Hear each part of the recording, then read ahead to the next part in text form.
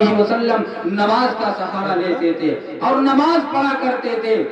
غور کرو اور سوچو کہ جب نبی اکرم صلی اللہ علیہ وسلم نے اس نماز کو اپنی آنکھ کی ٹھنڈک بتلایا اور کیا کہا، قرۃ عینی فی الصلاۃ، نماز میری آنکھوں کی ٹھنڈک ہے۔ اور مسلمانوں کا کیا حال ہے، ہم یہ کہتے ہیں کہ ہم سے بڑا سچا پکا عاشق رسول کوئی نہیں ہے۔ میں یہ کہتا ہوں کہ صحابہ سے بڑا سچا پکا عاشق رسول نہ اس دنیا کے اندر آیا ہے اور نہ قیامت تک آ سکے گا، اس لیے کہ صحابی رسول کا وہ ایمان ہوتا ہے جو نبی کا سب سے بڑا سچا پکا عاشق ہوتا ہے، اور اس کے بعد ہم اور آپ سچے پکے عاشق بن سکتے ہیں، اس سے پہلے نہیں بن سکتے۔ باہر کہیں ہم اپنے آپ کو نبی کا شیدائی کہتے ہیں، نبی کا فدائی کہتے ہیں، لیکن نماز پڑھنے کی جب باری آتی ہے تو ہمارا مسلمان پڑا سوتا رہتا ہے، نوجوان پڑا سوتا رہتا ہے، اور سونے کے ساتھ ساتھ فخریہ جملہ ارشاد فرماتا ہے،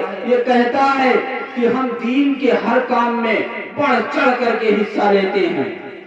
اور ہم اپنے پڑوسیوں کا بھی خیال کرتے ہیں، خدمت خلق کا جذبہ ہمارے اندر موجود ہے، لیکن مولانا صاحب ہم نماز نہیں پڑھ پاتے۔ آپ بتاؤ اور غور کرو کہ جب قبر کے اندر آپ جاؤ گے تو آپ سے یہ نہیں پوچھا جائے گا کہ دنیا کے اندر تمہاری تجارت کیسی چل رہی تھی، بلکہ قبر کی اندھیری کوٹری کے اندر تم سے یہ سوال کیا جائے گا کہ نماز تم کتنی اچھی پڑھ کر کے آئے ہو، اور سب سے پہلی پوچھ رب کی بارگاہ میں جو ہوگی وہ نماز کی پوچھ ہوگی۔ جب بندے کی نماز درست نکلے گی، جب بندے کی نماز صحیح نکلے گی تو آگے کے مراحل کو اللہ آسان فرما دے گا، اور جب نماز میں کمی نکل جائے گی اللہ رب العزت آگے کے مراحل کو سخت فرما دے گا، اور پریشانی کے عالم میں انسان مبتلا ہو جائے گا۔ بار کہے میرے عزیز دوستوں اور بزرگوں، ہم نے اور آپ نے نماز کو مذاق بنا لیا ہے۔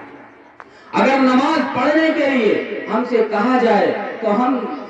ادھر ادھر کی بات کر کے مسجد کو آباد کرنے والے نہیں ہوتے۔ میرے دوستو، جب قبر کے اندر جائیں گے تو نماز کی پوچھ ہوگی، وہاں اقتدار کی بات نہیں کی جائے گی، وہاں یہ نہیں پوچھا جائے گا کہ دنیا کے اندر تمہاری تجارت کیسی چلتی تھی، اور وہاں یہ نہیں پوچھا جائے گا کہ دنیا کے اندر تمہاری سیاست کیسی چلتی تھی، وہاں یہ نہیں پوچھا جائے گا کہ دنیا کے اندر تم اقتدار میں موجود تھے یا کہ